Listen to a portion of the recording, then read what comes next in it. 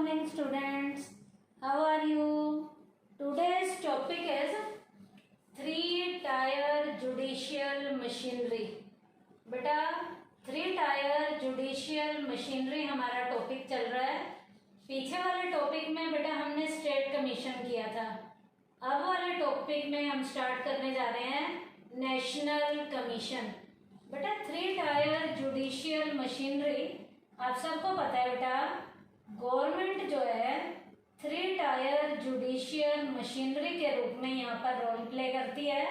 मैंने आपको पीछे भी बताया था, डिस्ट्रिक्ट लेवल पर डिस्ट्रिक्ट फॉर्म है, स्टेट लेवल पे स्टेट कमीशन है और नेशनल लेवल पे नेशनल कमीशन है। पिछले टॉपिक में हमने स्टेट कमीशन कंप्लीट किया है। अब के टॉपिक में हम स्टार्ट करने जा रहे हैं नेशनल कमीशन। अब बेटा नेशनल कमीशन है क्या, इसके फीचर्स क्या हैं? नेशनल कमीशन को कौन अपॉइंट करता है? It is appointed by the central government. इसे हमारी बेटा सेंटर की गवर्नमेंट, जो हमारी केंद्र की सरकार है, ये नेशनल लेवल के कमीशन को अपॉइंट करने का काम करती है। कौन सी सरकार? सेंट्रल लेवल की जो हमारी गवर्नमेंट है वो नेशनल कमीशन को अपॉइंट करती है। अब बेटा नेशनल कमीशन की क्वालिटीज क्या क्या हैं, क्या क्या फीचर्स हैं? इसकी पहली फीचर है it has 5 members including the presiding officer. बेटा नेशनल कमीशन में 5 मेंबर होते हैं। बेटा पीछे आपने डिस्ट्रिक्ट और स्टेट कमीशन पढ़े हैं, वहां बेटा 3 मेंबर थे, 3 मेंबर्स। यहाँ 3 मेंबर्स नहीं है, यहाँ कितने मेंबर्स हैं? 5 मेंबर्स हैं। उन 5 मेंबर्स में इंक्लूडिंग कौन होगा? एक प्रिजाइडिंग ऑफिसर होगा।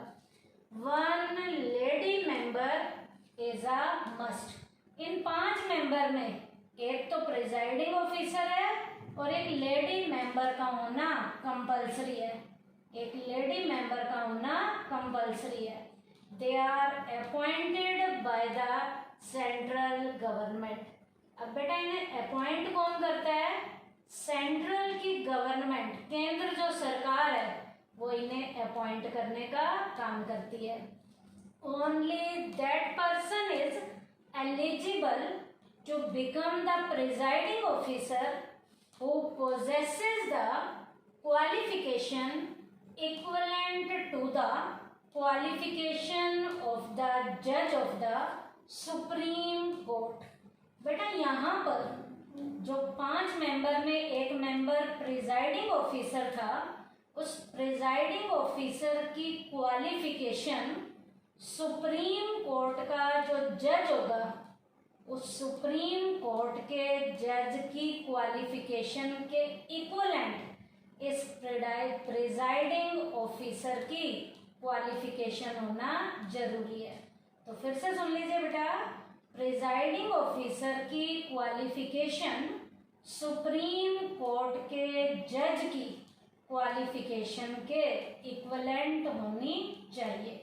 तो फर्स्ट क्वालिटी क्या क्या है?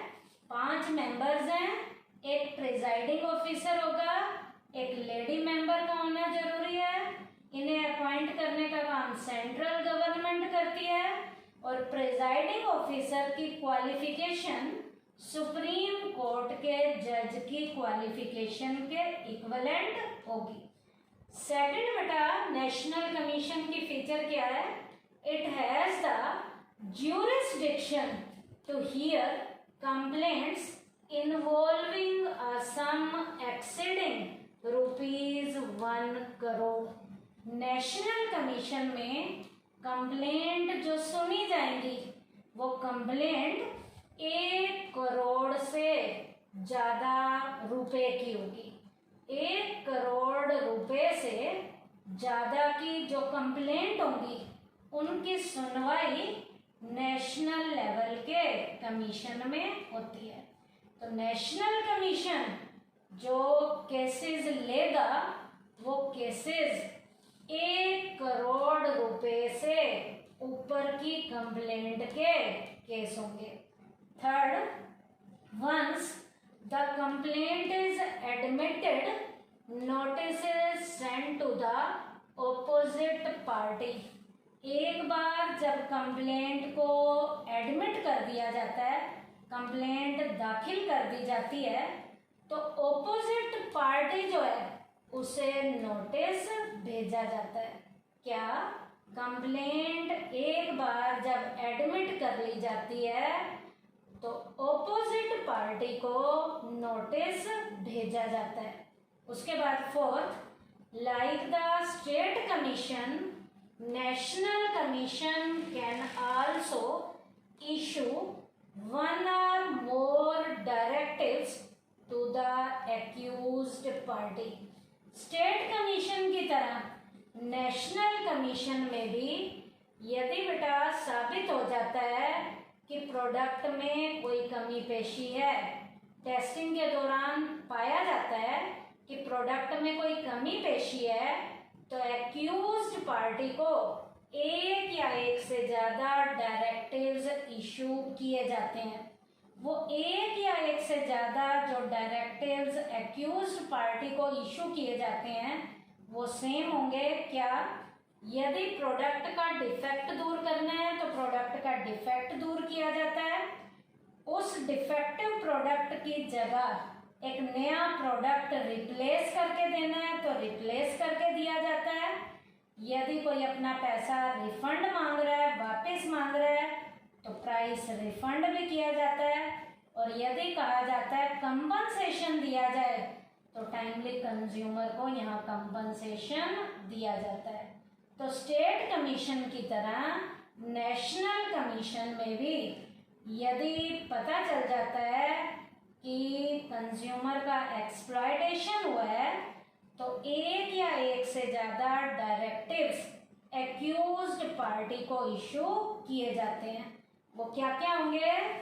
प्रोडक्ट का डिफेक्ट दूर किया जाएगा, यदि उस डिफेक्टिव प्रोडक्ट की जगह नया प्रोडक्ट देना है तो नया प्रोडक्ट भी दिया जाएगा, पैसा वापस करना है, रिफंड करना है तो रिफंड भी किया जाएगा, और यदि प्रोडक्ट से रिलेटेड कोई कंपनसेशन मांगा जा रहा है, हर्जाना मांगा जा रहा है, तो कंपनसेशन भी दिया जाएगा।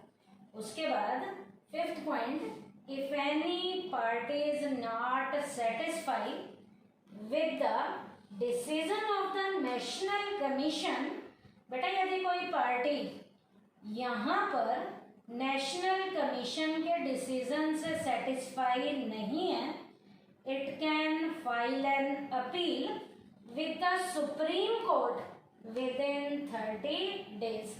तो वो पार्टी अपनी अपील कर सकती है जजमेंट के आने के 30 दिन के अंदर। कौन सी कोर्ट में? सुप्रीम कोर्ट में। फिर से सुन लीजिए, यदि किसी भी पार्टी को नेशनल लेवल के कमीशन में जज की जजमेंट से सेटिस्फेक्शन नहीं मिली, तो बेटा वो पार्टी जजमेंट आने के 30 दिन के अंदर अगली कोर्ट में अपील कर सकती है, और उस कोर्ट का नाम है supreme court. Subjected to the jurisdiction complaint involving a sum exceed of ₹1 crore. लेकिन यहाँ शर्त क्या है? 30 दिन के अंदर नेशनल कमीशन से जब हम सुप्रीम कोर्ट में जाएंगे तो शर्त ये है कि कंप्लेंट का जो मामला है वो 1 करोड़ रुपए से ज़्यादा का होना चाहिए। फिर से सुन लीजिए, नेशनल कमीशन में यदि कोई पार्टी जज के डिसीजन से सेटिस्फाइड नहीं होती तो वो 30 दिन के अंदर जजमेंट होने के अगली कोर्ट में जा सकती है, अपील कर सकती है, और अगली कोर्ट का नाम है सुप्रीम कोर्ट। लेकिन यहाँ पर एक शर्त है, सुप्रीम कोर्ट में तभी अपील करोगे जब कंप्लेंट 1 करोड़ रुपए से ज़्यादा की होगी। तो ये बेटा हमारा टॉपिक था 3 टायर जुडिशियल मशीनरी में नेशनल कमीशन का। क्या क्या? फिर से सुन लीजिए, नेशनल कमीशन को अपॉइंट सेंट्रल गवर्नमेंट करती है। 5 मेंबर्स होते हैं, एक प्रिजाइडिंग ऑफिसर, एक लेडी मेंबर, इन्हें सेंट्रल गवर्नमेंट करती है। प्रिजाइडिंग ऑफिसर की क्वालिफिकेशन सुप्रीम कोर्ट के जज के बराबर होनी चाहिए। नेशनल कमीशन में केसेस जो लिए जाएंगे वो कंप्लेंट 1 करोड़ रुपए से ज़्यादा की होगी। एक बार जब कंप्लेंट फाइल कर दी जाती है तो ऑपोजिट पार्टी को नोटिस भेजा जाता है। स्टेट कमीशन की तरह नेशनल कमीशन भी जब पता चलता है कि यहाँ पर कंज्यूमर का एक्सप्लॉयटेशन हुआ है तो 1 और मोर डायरेक्टिव एक्यूज्ड पार्टी को इशू किए जाते हैं। यदि यहाँ पर नेशनल लेवल के कमीशन में कोई भी कंज्यूमर सेटिस्फाई नहीं होता तो जजमेंट आने के 30 दिन के अंदर वो सुप्रीम कोर्ट में जा सकता है। लेकिन शर्त ये है कि सुप्रीम कोर्ट में वो तभी जाएगा जब केस 1 करोड़ रुपए से ज्यादा का होगा। थैंक यू बेटा।